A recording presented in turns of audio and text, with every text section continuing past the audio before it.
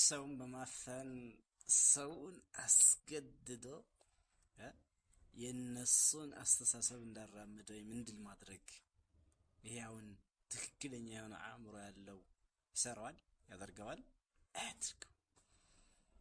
ሰዎችን በመረጃ አስረድቶ ትክክለኛውን ነገር ሐቅን ነገር እንዲቀበሉ ማድረግ ነው። ምክንያቱም ሐቅ ላይ ስላላደላችሁ ነገር ይሄን አታውቁት። የትኛውን ነገር በየትኛው ሰውን ታሳምናል? ተመልከቱ ይሄን ቪዲዮ ሰውየውን በጣም እያሰቃዩት ነው። አላሁ አክበር ከቢራ። በጣም የሚያሳዝን ነው፣ የሚያሳፍር። እነዚህ ቆሻሻ ናቸው። እንደዚህ አይነት ከቆሸሸ አስተሳሰብና አመለካከት ራሳቸውን ሳያጸዱ ሰዎችን ወደ ቆሸሸ አመለካከትና አስተሳሰብ በግድ እንዲገቡ ለማድረግ መጣር ምን አይነት ይህ ውርደት ነው።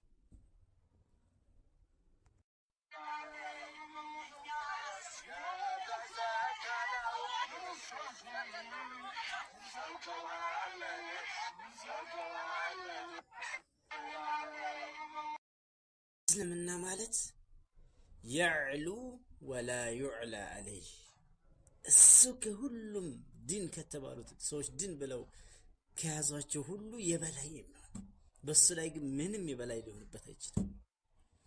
ምንም የበላይ የማይሆንበት የሆነ ዲን ነው እስልምና ብሎ ማለት። الإسلام يعلو ولا يعلى عليه። الله أكبر الله أكبر። إن ببዙ ነገር ማየት መገመት ይቻላል።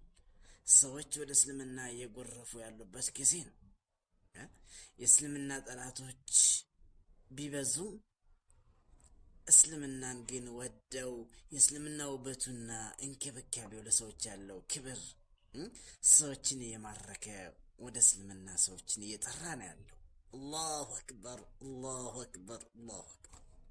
ፍጡር ታመልካላችሁ ወይስ አታመልኩም? ሰው ታመልካላችሁ ወይስ አታመልኩም ብለን ጥያቄ ስናቀርብላችሁ አናመልክም ይላሉ። ኢየሱስ ሰው ነው፣ እየተመለከ ነው ያለው፣ የሚመለክ ፍጡር ነው። እንደገና ደግሞ ሰውነቱ ይመለካል፣ እንደገና ደግሞ ፍጡር ነው ይሏል። ራሱ መለኮት ስላለው መለኮት ትጋል። መለኮት ምንድነው የሚያሻርከው? ተው ሌላ በሌላ አደብሉብኝ እያለ እየተናገረ በአንድ ወቅት ድንግል ማርያም ማህፀን ውስጥ ያለውን ሩቅ ብእሲ ወይም ደግሞ ያለ ዘራ ብእሲ የተፈጠረውን አንድ ሰው እንደገና ከራሱ ጋር አንድ አድርጎ እያስመለከ ከሆነ ቁማር ነው የሚሆነው፣ ድራማ ነው የሚሆነው፣ ተውኔት ነው የሚሆነው። ራሱ አይሆንም፣ የሚሆን ነገር አይደለም ራሱ። እና ይሄ የተቆረጠው የተበላው ምናምን አይደለም ራሱ። ወደ አፍ የሚገባ ሁሉ ወደ ዳር ይወጣል ማቴዎስ ወንጌል 15 ላይ። ስለዚህ ኢየሱስ ሰውነቱ እያደገ የሚመጣው ነገር ይመለካል ወይ? ለምሳሌ እሱ ቆሎ የሚበላ ከሆነ ቆሎ የሚበላው ነገር ገብቶ ይመለካል ወይ ነው ጥያቄው። አዎ ካሉን የሚገርም ነገር ነው። ምን ነው እኔን ድንች ባረገኝ እላለሁ ራሱ። እኔ ድንች ሆኜ ኢየሱስ በልቶኝ ሰውነት ሲሆነው ያኔ ይመለካለሁ ማለት ነው። ያስባችሁታል በዚህ መልኩ። ከዛ በኋላ ደግሞ የተመለከው ሲመለክ የነበረው ደግሞ በኋላ ላይ በአንድ ወቅት ይከሳል፣ አየር ይሆናል ራሱ። በአንድ ወቅት ደግሞ አውትፑት ይሆናል አይደል? በአውትፑት እየሆነ ይመጣል ራሱ ማለት ነው። ሲሰዳዳ ወይ ደግሞ ሽንት ቤት ሄደውን ሲሸናው ያ የተሸናው ነገር ሰውነቱ ውስጥ እስካለ ድረስ ይመለክ ነበር ወይ ማለት ነው። እና እንዲህ አይነት ነገር የተገረዘውን ጨምረህበት እንግዲህ አስበው። በስምንተኛው ቀን ተገረዘ አለ። የተገረዘው ሸለፈት በአንድ ወቅት የእሱ አካል ከሆነ አምልኮ የሚቀበል ከሆነ በአንድ ወቅት ሸለፈቱ ተመልኮ ነበር ማለት ነው። እና ሶሪ ለተፈጠረው የቋንቋ አጠቃቀም ምናልባት ሰውን የሚጎዳ ስሜት የሚጎዳ ነገር ከሆነ ይቅርታ ጠይቃለሁ። ግን አዝናለሁ እንደዚህ ፍጡር ይመለካል ተብሎ አይን ያፈጠጠና ጥርስ ያስገጠጠ እውነታ ሆኖ ሲገኝ ማለት ነው። አዎ ፍጡር ነው፣ ፍጡርነቱም ይመለካል መለኮት ስለተዋሃደው። እንዲህ በቃ እንዲህ አሁን ፍጥጥ ብሎ መጥቷል። አሁን ያጀማ ድሮ እንደዛ አይሉም። አይ እኛ ፍጡር አናመልክም፣ ሰው አናመልክም ምናምን ይላሉ። ፕሮቴስታንት ደግሞ እንደ አቅሚቲ አይ እኛ የምናመልከው ኢየሱስ ሰውነቱን ሳይሆን አምላክነቱን ነው፣ ውስጡ ያለው መለኮት ነው ይላሉ። አሃ ኢየሱስ ሁለት ነው ማለት ነው። አንድ የሚመለክ አንድ የማይመለክ ሁለት ሊሆን ነው እንደዛ ከሆነ። ስለዚህ አያስኬድም፣ አያዋጣም። ራሱ ጠቅልል ብላችሁ ወደ ኢስላም ኑ።